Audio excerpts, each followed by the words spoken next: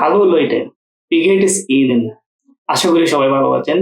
Heute möchte ich Ihnen über den Unterschied zwischen auf und berichten. আজকে আমি আলোচনা করব difference between and auf. তাহলে los geht's. যখন আমরা কোনো অনির্দিষ্ট সীমানা বোঝাতে চাইবো তখন আমরা ব্যবহার করব। ধরি আমাদের এই মোবাইলটির দাম 30% বেড়েছে। তখন আমরা কি বলি বাংলায় যে এই মোবাইলটির দাম 30% বেড়েছে। এখানে কিন্তু আমরা কি কোনো নির্দিষ্ট করে দাম কত টাকা হয়েছে বা কত বেড়ে হয়েছে আমরা এটা বোঝাইনি। কিন্তু যখন আমি এটাকে ডয়েচে বলতে চাই তখন কি হবে? Der Preis des Handys hat sich 30% erhöht. তার মানে হচ্ছে কি এই মোবাইলটির প্রাইস 30% বেড়েছে। এখানে কিন্তু নির্দিষ্ট করে বলা হয়নি কত টাকা বেড়েছে, পার্সেন্টেজ বোঝানো হয়েছে।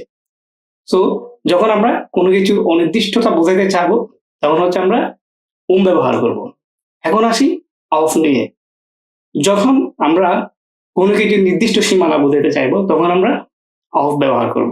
zum Beispiel যদি আমি বলি এই মোবাইলের দাম 15,000 টাকা অথবা 3,000 টাকা বেড়েছে।